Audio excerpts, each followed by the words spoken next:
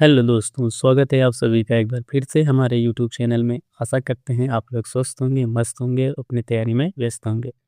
जैसा कि हम लोग जब अभी यूपी पीसीएस की जो सीरीज चल रही है प्रीवियस पेपर का, उसका 2021 में जो पेपर हुआ था उसका एनालिसिस करेंगे। और उसी के साथ साथ जो यूपी पीसीएस द्वारा जारी की गई फाइनल आंसर की है, उसी से संबंधित आपके जो भी आंसर रहेंगे वो आपको दिए जाएंगे या बताए जाएंगे। आज हम लोग जो यूपी पीसीएस का 2021 में जो प्रीवियस पेपर होता है उसके बारे में हम लोग ये वो पेपर को डिस्कस करेंगे। जो सीरीज नंबर ए है उससे संबंधित है, कह सकते हैं सीरीज नंबर ए को सॉल्व करेंगे। आपको पहले बताया गया था कि जो यूपी पीसीएस का प्रीवियस पेपर या कह सकते हैं जो पीटी होता है, ये पहला जो एग्ज़ाम होता है उसमें दो पेपर होते हैं, जीएस 1 एंड जीएस 2। आपको जीएस 1 का हम लोग जो प्रीवियस पेपर है उसको सॉल्व करेंगे। आपको ये भी बताया दिया गया है कि ये पेपर 2 घंटे का समय अवधि का होता है। और इसमें पूर्णांक का होता है 200 अंकों का होता है। उसी के साथ साथ ये पेपर 2 घंटे का होता है और पूर्णांक 200 होता है। और इसमें जो आपका जीएस का पेपर होता है उसमें 150 क्वेश्चन आपको देखने को मिलते हैं। चलिए हम लोग आज के अपना पहले क्वेश्चन की तरफ देखते हैं। चलते हैं कि 2021 में पहला क्वेश्चन ए सीरीज में कौन सा आया था उसके तरफ।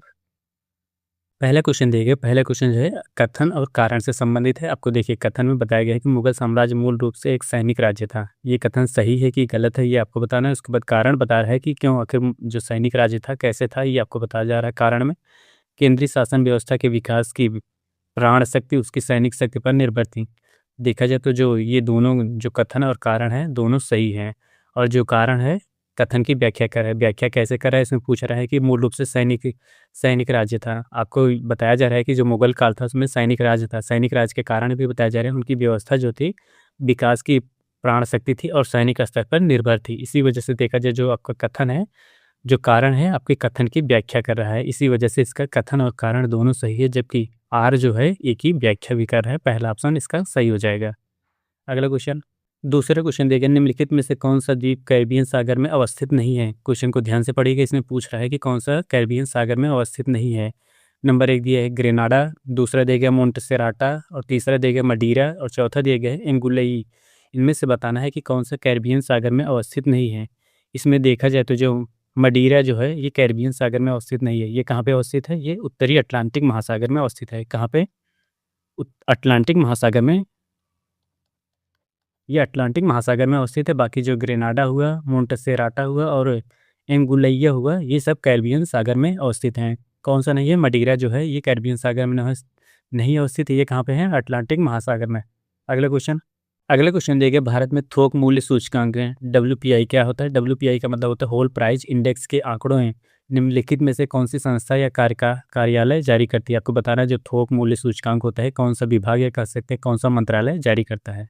नंबर 1 भारतीय रिजर्व बैंक द्वारा जारी किया जाता है। नंबर 2 वाणिज्य एवं उद्योग मंत्रालय द्वारा। नंबर 3 वित्त मंत्रालय द्वारा। नंबर 4 उपभोक्ता मामले एवं खाद्य एवं सार्वजनिक वितरण मंत्रालय। इसका जो सही उत्तर होता है, जो आपका थोक मूल्य सूचकांक होता है, ये वाणिज्य एवं उद्योग मंत्रालय द्वारा जारी किया जाता है। कौन जारी करता है? वाणिज्य एवं उद्योग मंत्रालय। कौन? थोक मूल्य सूचकांक। अगला क्वेश्चन, भारत में आपदा प्रबंधन के लिए राष्ट्रीय आपदा प्रबंधन डिवीजन गृह मंत्रालय के एक नोडल डिवीजन है। राष्ट्रीय आपदा प्रबंधन प्राधिकरण का पदेन अध्यक्ष कौन होता है? आपको बताना है जो राष्ट्रीय आपदा प्रबंधन प्राधिकरण होता है इसका अध्यक्ष कौन होता है। नंबर 1 प्रधानमंत्री, नंबर 2 गृह मंत्री, नंबर 3 रक्षा मंत्री, नंबर 4 स्वास्थ्य एवं परिवार कल्याण मंत्री। इसका जो सही उत्तर होता है आपदा प्रबंधन प्राधिकरण के अध्यक्ष जो होते हैं प्रधानमंत्री होते हैं। कौन होते हैं? प्रधानमंत्री। इसका पहला ऑप्शन सही होता है। अगला क्वेश्चन देखते हैं। अगला क्वेश्चन देखिए, उत्तर प्रदेश के बजट 2021-22 में किस योजना के अंतर्गत विद्यार्थियों को टैबलेट आपको बताया जा रहा है या क्वेश्चन पूछा जा रहा है कि जो टैबलेट योजना प्रारंभ की गई थी किस योजना के तहत है? ये उत्तर प्रदेश सरकार द्वारा प्रारंभ की गई थी। नंबर 1 मुख्यमंत्री अभ्युदय योजना, नंबर 2 मुख्यमंत्री रोजगार योजना, नंबर 3 मुख्यमंत्री बाल सेवा योजना, नंबर 4 मुख्यमंत्री शिक्षा योजना। इसका जो सही उत्तर होता है विद्यार्थियों को टैबलेट देने की घोषणा की गई थी मुख्यमंत्री अभ्युदय योजना। कौन सी? मुख्यमंत्री अभ्युदय योजना के तहत जो विद्यार्थी होंगे उनको टैबलेट वितरण करने की घोषणा की गई थी। अगला क्वेश्चन है निम्नलिखित में से कौन सा एक कोक का महत्वपूर्ण अगला क्वेश्चन है निम्नलिखित में से कौन सा एक कोक का प्रमुख उत्पादक देश नहीं है? आपको बताना है इन चारों में से कौन सा एक ऐसा देश है जो कोक का उत्पादन नहीं करता है। नंबर 1 लाताविया, नंबर 2 कैमरून, नंबर 3 घाना, नंबर 4 आइवरी कोस्ट। इसका जो सही उत्तर होता है इसमें लाताविया जो है ये कोक का उत्पादन नहीं करने वाला देश होता है। बाकी जो तीनों हैं घाना हुआ, कैमरून हुआ, आइवरी कोस्ट हुआ, ये कोक का उत्पादन करते हैं। अगला क्वेश्चन देखते हैं। अगला क्वेश्चन है, निम्नलिखित में से भारतीय संविधान का कौन सा अनुच्छेद आकस्मिक निधि से संबंधित है? आपको बताना है भारतीय संविधान का वह कौन सा अनुच्छेद है जिसमें आकस्मिक निधि से संबंधित है। नंबर 1 अनुच्छेद 265, नंबर 2 अनुच्छेद 266, नंबर 3 अनुच्छेद 267, नंबर 4 अनुच्छेद 268। इसका जो सही उत्तर होता है, इसमें अनुच्छेद 267 के तहत आकस्मिक निधि की व्यवस्था की गई है। कौन सा अनुच्छेद है? 267। अगला क्वेश्चन है, निम्नलिखित में से कौन सा कारण भारत के उत्तर पश्चिमी भाग में शीत ऋतु होने वाली वर्षा का उत्तरदायी है? आपको बताना है जो उत्तर पश्चिमी में शीत ऋतु में वर्षा होती है, कह सकते हैं ठंड में वर्षा होती है, उसका कौन सा कारण होता है? नंबर 1 मानसून की वापसी, नंबर 2 चक्रवाती अवदाब, नंबर 3 पश्चिमी विक्षोभ, नंबर 4 दक्षिण पश्चिमी मानसून। इसका जो सही उत्तर होता है, जो ठंडियों में कह सकते हैं उत्तर पश्चिमी भागों में जो शीत ऋतु में बारिश होता है, वह पश्चिमी विक्षोभ के कारण होता है। किससे? पश्चिमी विक्षोभ के कारण आपके शीत ऋतु में वर्षा होती है। अगला क्वेश्चन देखते हैं। अगला क्वेश्चन दिया गया, फ्लाई ऐश प्रदूषक है। क्या है? फ्लाई ऐश प्रदूषण है। किससे संबंधित है? नंबर 1 तेल स्रोत से, नंबर 2 उर्वरक उद्योग से, नंबर 3 ताप विद्युत संयंत्र से, नंबर 4 खनन से। इसका जो सही उत्तर होता है, फ्लाई ऐश जो प्रदूषण होता है ताप विद्युत संयंत्र से जो राख निकलता है उसी से संबंधित होता है। अगला क्वेश्चन देखिए, उत्तर प्रदेश के स्वामी विवेकानंद ऐतिहासिक पर्यटन यात्रा योजना 2021 में उत्तर प्रदेश सरकार ने धार्मिक यात्रा के लिए निम्न में से किस व्यक्तियों के लिए आरंभ किया गया था? आपसे पूछा जा रहा है क्वेश्चन की जो उत्तर प्रदेश सरकार द्वारा 2021 में प्रारंभ की गई थी धार्मिक यात्रा योजना है, वह किन व्यक्तियों के लिए लागू की गई थी? नंबर 1 बुजुर्गों के लिए, नंबर 2 महिलाओं के लिए, नंबर 3 विधवाओं के लिए, नंबर 4 मजदूरों के लिए। इसका जो सही उत्तर होता है, धार्मिक यात्रा के लिए जो स्वामी विवेकानंद ऐतिहासिक पर्यटन स्थल चालू किया गया था वह मजदूरों के लिए किया गया था। इसमें मजदूरों की सहायता के लिए या कह सकते हैं धार्मिक यात्रा जाने के लिए उन्हें 12,000 रुपये धनराशि सहायता के रूप में दी जाती थी। कितना? 12,000 रुपये उन्हें सहायता धनराशि के रूप में दी जाती ताकि वे जाके जो धार्मिक स्थल हैं उनका भ्रमण कर सकें। अगला क्वेश्चन है, निम्नलिखित में से अन्य तीनों की तुलना से ज़्यादा सूर्य की रोशनी परावर्तित करती है? आपको बताना है, 4 ऑप्शन देंगे, चारों में से बताना है कि एक ऐसा ऑप्शन होगा जिसमें सबसे ज़्यादा सूर्य की रोशनी को परावर्तित करती है। नंबर 1 रेत का रेगिस्तान, नंबर 2 धान की खेत की भूमि, नंबर 4 ताज़ा बर्फ की ढकी भूमि, नंबर 4 प्रेरी भूमि। इन चारों में से देखा जाए तो जो ताज़ा बर्फ से ढकी भूमि होती है वह सबसे ज़्यादा सूर्य की रोशनी को परावर्तित करती है। उसके बाद देखा जाए तो इन ऑप्शन में से रेगिस्तान का जो क्षेत्र होता है वो सबसे ज़्यादा उसके बाद करेगा। उसके बाद फिर धान जो प्रेरी भूमि क्षेत्र होगा वो करेगा। उसके बाद अंत में धान की खेती से भी सूर्य के प्रकाश को परावर्तित करती है। ये इनका क्रम होता है। अगला क्वेश्चन देखिए, निम्नलिखित शहरों में से किस एक देश का प्रथम भारतीय कौशल संस्था स्थापित किया गया? आपको बताना है भारत का प्रथम भारतीय कौशल संस्था कहाँ पे स्थापित किया गया था, कहाँ पे प्रारंभ किया गया? Number 1 Ahmedabad, number 2 Mumbai, number 3 Rohtak, number 4 Kanpur. इसका जो सही उत्तर होता है, देश का प्रथम भारतीय कौशल संस्था जो होता है कानपुर में प्रारंभ किया गया था। कब किया गया था? ये किया गया था 19 दिसंबर 2016 को। कब? 19 दिसंबर 2016 को ये प्रारंभ किया गया था। भारत का या कह सकते हैं देश का प्रथम भारतीय कौशल संस्था कानपुर में स्थापित किया गया था 19 दिसंबर 2016 को। अगला क्वेश्चन देखिए, निम्नलिखित में से किस व्यक्ति ने मूल अधिकारों को हमारे लोगों के लिए एक प्रतिज्ञा तथा सभ्य विश्व के साथ किया गया समझौता है? आपसे क्वेश्चन पूछा जा रहा है कि जो मूल अधिकार है किसने कहा था कि हमारे लोगों के लिए एक प्रतिज्ञा तथा सभ्य विश्व के साथ किया गया एक समझौता है? ये किस महापुरुष ने कहा था? Number 1 Pandit Jawaharlal Nehru, number 2 Bhimrao Ambedkar, number 3 doctor Rajendra Prasad, number 4 doctor Sarvepalli Radhakrishnan. इसका जो सही उत्तर होता है, ये कहा गया था डॉक्टर सर्वपल्ली राधाकृष्णन, जो भारतीय एक दार्शनिक होने के साथ साथ उन्होंने जो संविधान सभा होती है उसमें ये कहा था कि मूल अधिकार जो होता है हमारे लोगों के लिए एक प्रतिज्ञा है तथा सभ्य समाज की ओर एक अग्रसर करने का एक रास्ता भी या पथ भी है। ये डॉक्टर सर्वपल्ली राधाकृष्णन ने कहा था। अगला क्वेश्चन देखते हैं। अगला क्वेश्चन है, राइबोफ्लेविन आपसे पूछा जा रहा है, राइबोफ्लेविन की कमी से निम्न में से कौन सा रोग होता है? Number 1 pellagra, number 2 scurvy, number 3 बेरी, नंबर 3 चेइलोसिस। इसका जो सही उत्तर होता है, जो राइबोफ्लेविस होता है चेइलोसिस की वजह से होता है। कौन सा होता है? चेइलोसिस की वजह से राइबोफ्लेविन रोग होता है। स्कर्वी की बात की जाए तो ये विटामिन सी की कमी से होता है। बेरी की बात की जाए तो ये विटामिन बी की कमी से होता है। और पेलाग्रा की बात की जाए तो विटामिन B3 की कमी से ये रोग होता है। अगला क्वेश्चन देखते हैं। अगला क्वेश्चन है, हड़प्पा सभ्यता का स्थल मांडी कौन सा स्थल है? हड़प्पा सभ्यता में जो एक मांडी स्थान था वह भारत के किस राज्य से संबंध है या किस राज्य में अवस्थित है? नंबर 1 गुजरात में, नंबर 2 हरियाणा में, नंबर 3 राजस्थान में, नंबर 4 उत्तर प्रदेश में। जो इसका सही उत्तर होता है,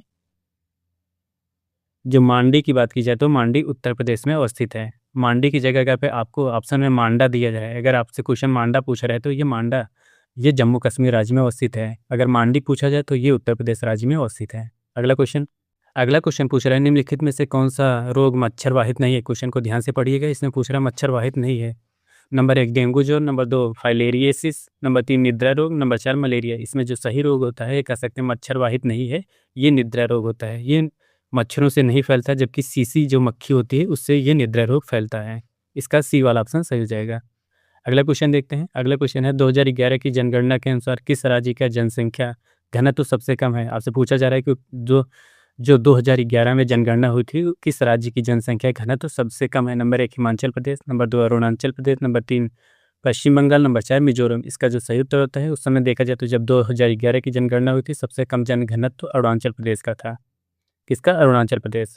अगला क्वेश्चन है बाटुलिज्म क्या है? बाटुलिज्म है, आपसे पूछा जा रहा है बाटुलिज्म क्या है? नंबर 1 भोज्य पदार्थों से होने वाला संक्रमण रोग है, नंबर 2 भोज्य पदार्थ से होने वाला एक विषैलापन है, नंबर 3 जल जनित संक्रमण है, नंबर 4 दिया है जल जनित विषैलापन है। इसका जो सही उत्तर होता है, बाटुलिज्म की बात की जाए तो ये भोज्य पदार्थ से होने वाला विषैलापन रोग होता है। इसका बी वाला ऑप्शन सही हो जाएगा। कौन सा? भोज्य पदार्थों से होने वाला विषैलापन रोग होता है। अगला क्वेश्चन देखते हैं। अगला क्वेश्चन दिया गया है कौन से संविधान संशोधन अधिनियम द्वारा मतदान की आयु 21 वर्ष से घटाकर 18 वर्ष कर दी गई थी? आपको बताना है कि किस अधिनियम के तहत यह कौन सा संविधान संशोधन था जिसमें वोट देने का अधिकार 21 वर्ष से घटाकर 18 वर्ष कर दिया गया। नंबर 1 66वां संविधान संशोधन, नंबर 2 62वां संविधान संशोधन, नंबर 3 61वां संविधान संशोधन, नंबर 4 दिया गया 63वां संविधान संशोधन। इसका सही उत्तर होता है 61वां संविधान संशोधन के तहत आपको जो आपकी मत देने की उम्र 21 वर्ष से घटा के 21 वर्ष कर दी गई।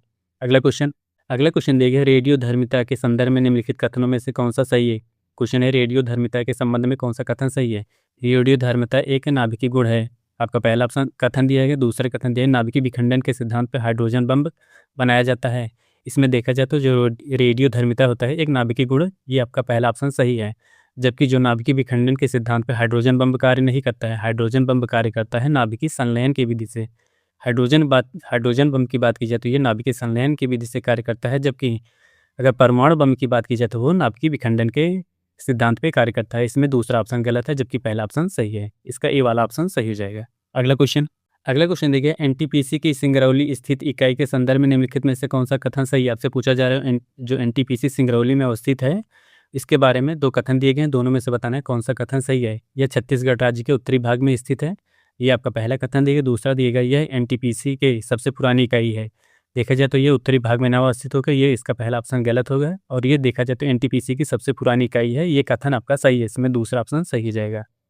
अगला क्वेश्चन देखिए वायुमंडल में प्रकाश के प्रसार का कारण होता है। आपको बताना है कि जो वायुमंडल है उसमें प्रकाश का प्रसार किस कारण से होता है, कौन सी घटनाएं होती हैं कि ये घटना होती है। नंबर 1 कार्बन डाइऑक्साइड के कारण, नंबर 1 धूल कण के कारण, नंबर 3 हीलियम के कारण, नंबर 4 जलवाष्प के कारण। इसका जो सही उत्तर होता है प्रकाश का प्रसार जो होता है धूल कण के वजह से होता है। किसके वजह से? धूल कण की वजह से ही प्रकाश का प्रसार होता है। इसमें बी वाला ऑप्शन सही हो जाएगा। अगला क्वेश्चन देखते हैं। अगला क्वेश्चन देखिए निम्नलिखित में से कौन सा आयोग या समिति के सिफारिश पे अंतर्राज्यीय परिषद स्थापना की गई थी? आपको बताना है कि भारत में अंतर्राज्यीय परिषद की स्थापना किस आयोग या किस समिति के अनुसार की गई थी या किसके समिति की अनुशंसा पे बनाई गई थी? नंबर 1 पुंछी आयोग, नंबर 2 राजमन्नार समिति, नंबर 3 कोठारी समिति, नंबर 4 सरकारी आयोग। इसका जो सही उत्तर होता है इसमें सरकारिया आयोग की रिपोर्ट आई थी या सरकारिया आयोग बना था, उसी के बाद से अंतर्राज्यीय परिषद का गठन होना प्रारंभ हुआ था। सरकारिया आयोग की बात की जाए तो ये आपका जो अंतर्राज्यीय परिषद की अगर बात की जाए तो अंतर्राज्यीय परिषद हमारे संविधान के अनुच्छेद 263 में इसका उल्लेख किया गया। किसमें? अनुच्छेद 263 में अंतर्राज्यीय परिषद का उल्लेख किया गया है। जो सरकारी आयोग जब बना था उसके बाद अंतर्राज्यीय परिषद का गठन प्रारंभ हुआ था। अगला क्वेश्चन चलते हैं, देखते हैं क्या है।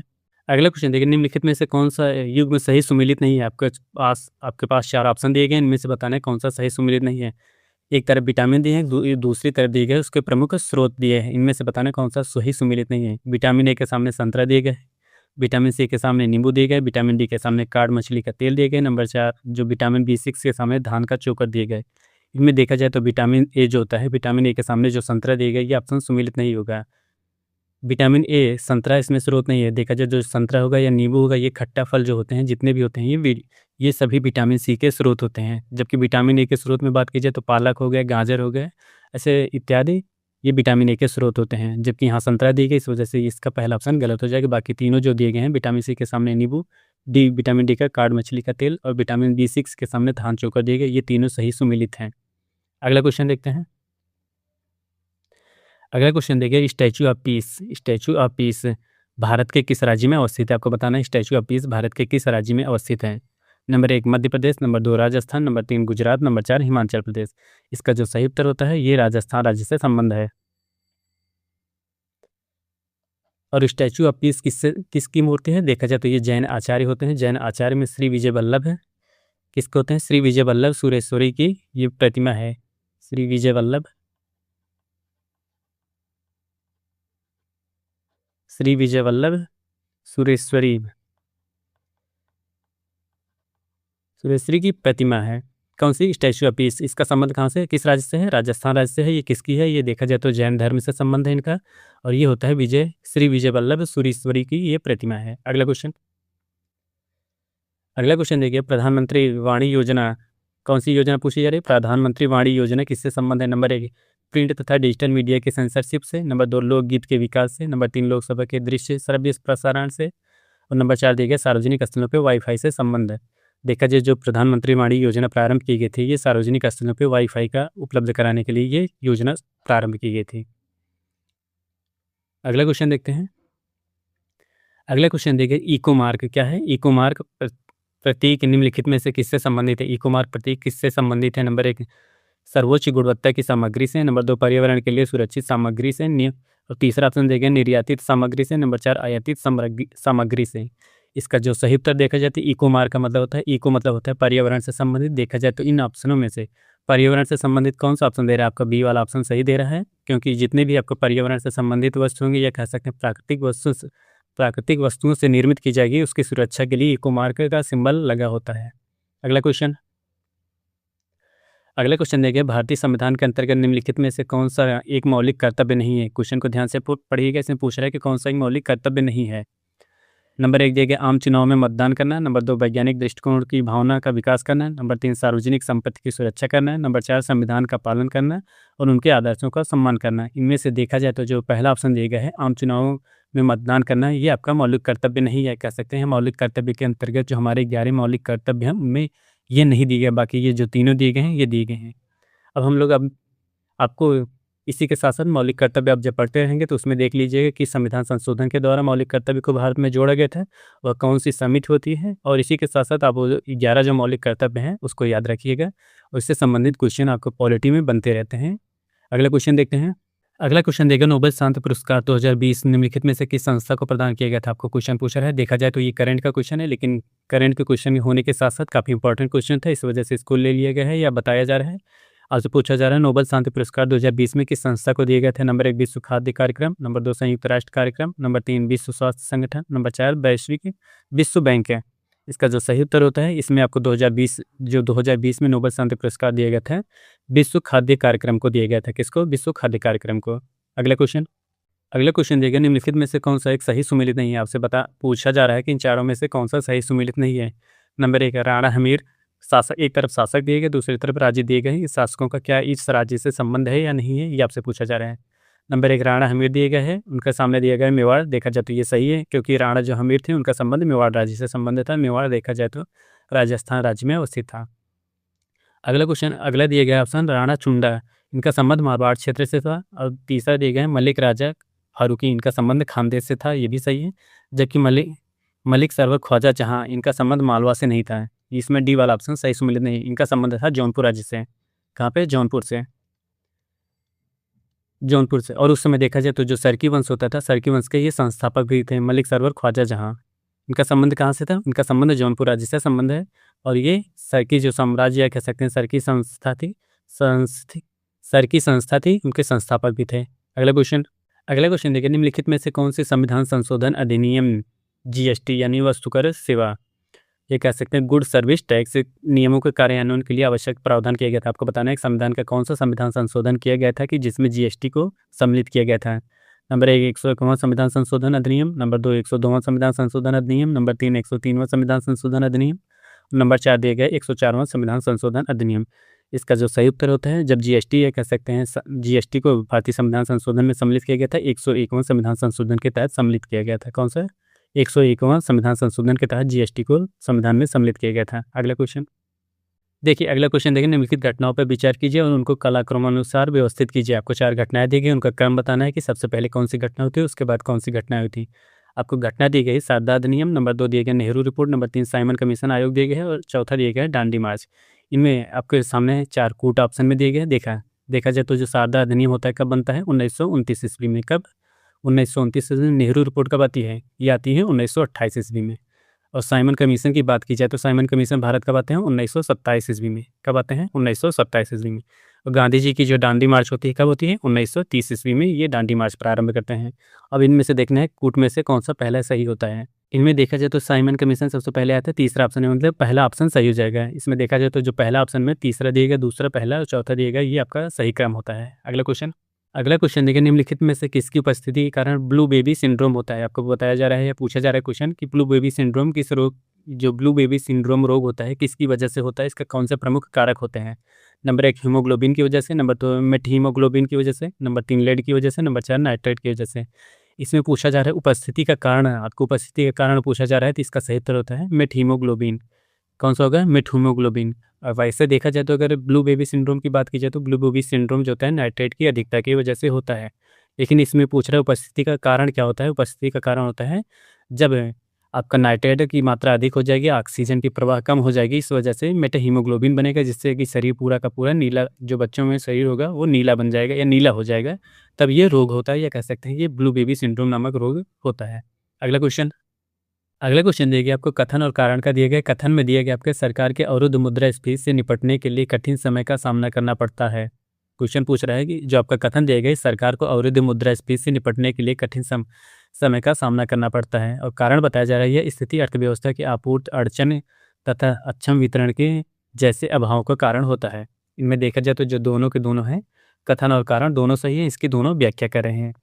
अब आखिर मुद्रास्फीति होती है उसको अवरुद्ध होने का क्या कारण है? जैसे कहा, इसमें देखा जाए तो कथन और कारण दोनों सही है, क्योंकि कथन जो कारण है वो कथन की व्याख्या करे। व्याख्या इस वजह से करे कि जैसे मुद्रास्फीति, या कह सकते हैं मुद्रास्फीति का जब अवरुद्ध हो जाएगा या रुक जाएगी, रुकने का मतलब ये होता है कि जैसे आप मार्केट में उसकी उस वस्तु की डिमांड बहुत ज़्यादा है, लेकिन आपके पास वह कह सकते हैं वह वस्तु मार्केट में उपलब्ध बहुत कम हो, इस वजह से मुद्रा का अवरुद्ध हो जाती है। जिस तरह वर्तमान समय में बात की जाए तो जैसे भारत में गैस की काफ़ी मांग है, लेकिन मार्केट में गैस की आपूर्ति कम होने की वजह से इस समस्या से भारत सरकार जूझ रही है। इसके लिए काफ़ी वक्त लगता है, तब ये मुद्रा जो अवरुद्ध है वो पुनः अपने प्रचलन में प्रारंभ हो जाती है। इस वजह से इसमें देखा जाए तो कथन और कारण दोनों सही है, और इसकी जो आर है एक ही व्याख्या भी कर रहा है। अगला क्वेश्चन देखते हैं।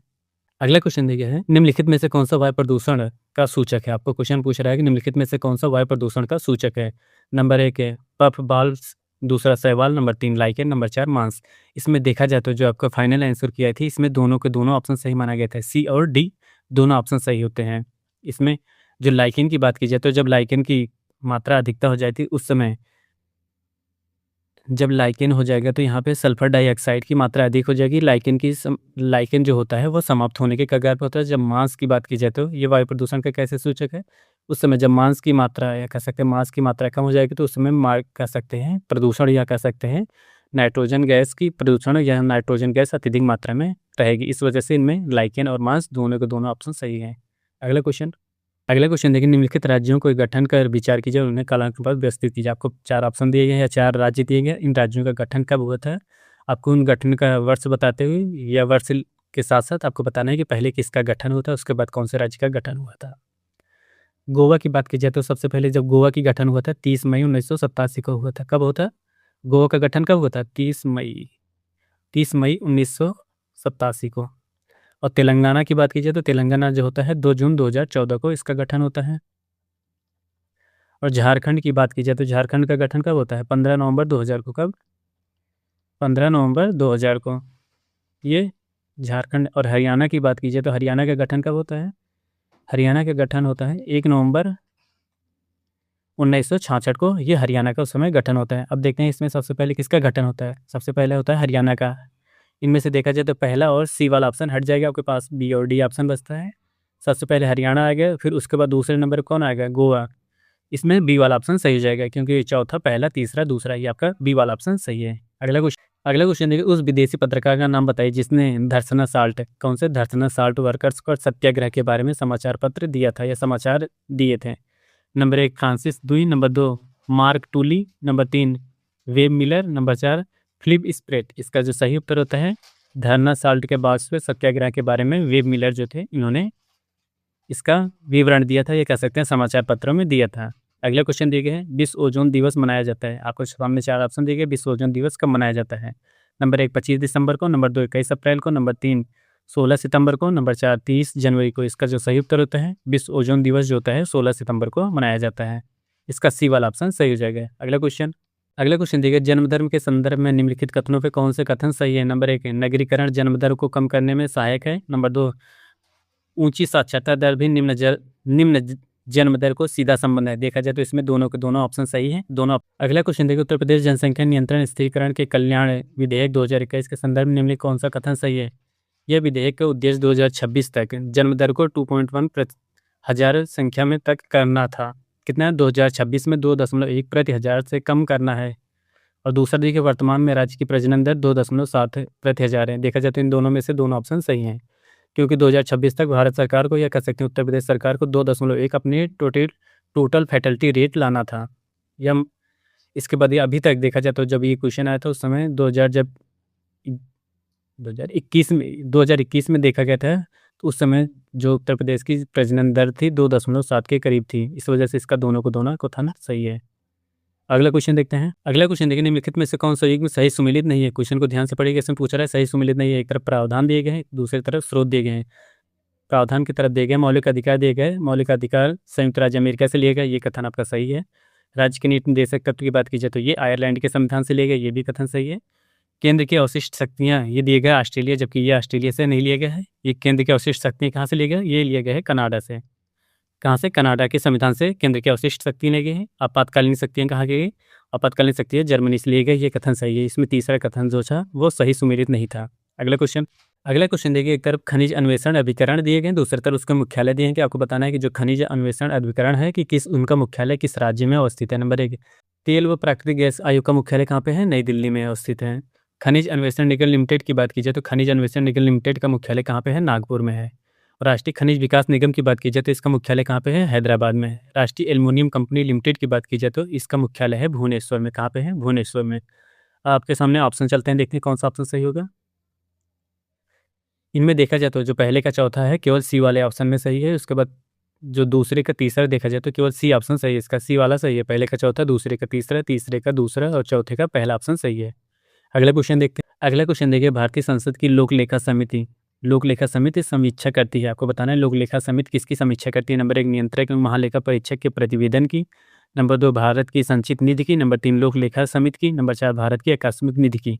इसमें देखा जाए तो जो लोक लेखा समिति होती है ये नियंत्रक एवं महालेखा परीक्षक के प्रतिवेदन की समीक्षा करती है। इसकी जो लोक लेखा समिति होती है नियंत्रक एवं महालेखा परीक्षक की प्रतिवेदन की समीक्षा करती है। उसी के साथ साथ लोक लेखा समिति में टोटल 22 सदस्य होते हैं। कितने होते हैं, 22 सदस्य होते हैं। और 22 सदस्य में से 15 बात की जाए तो ये राज्यसभा के 15 जो होते हैं लोकसभा के सदस्य होते हैं, और बाकी जो 7 होते हैं ये राज्यसभा के सदस्य होते हैं। अगला क्वेश्चन देखते हैं। अगला क्वेश्चन दिया गया है, निम्नलिखित में से किसको नगरीकरण वक्र में त्वरित अवस्था कहा जाता है। आपको बताना है कि इन चारों में से कौन सा नगरीकरण का त्वरित अवस्था कहा जाता है। नंबर 1 प्रथम अवस्था, नंबर 2 द्वितीय अवस्था, नंबर 3 तृतीय अवस्था, नंबर 4 चतुर्थ अवस्था।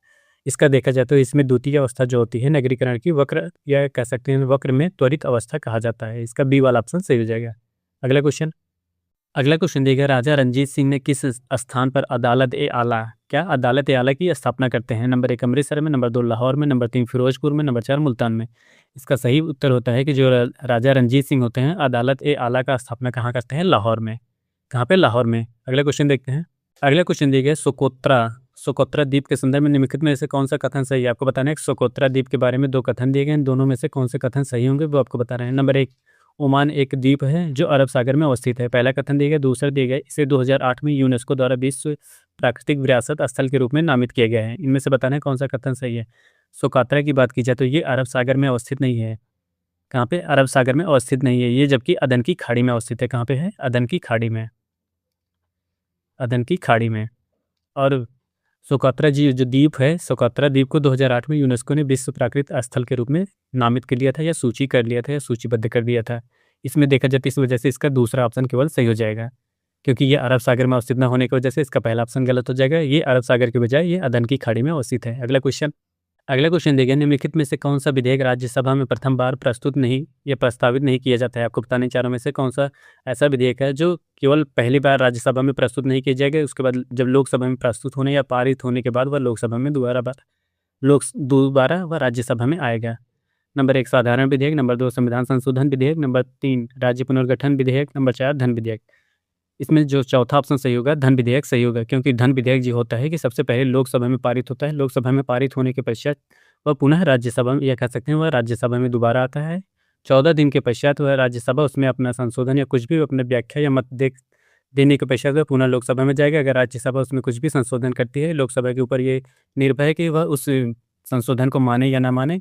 न मानने के पश्चात पुनः धन विधेयक उसी रूप में पारित कर दिया जाएगा जिस रूप में लोकसभा ने उसे पारित किया था।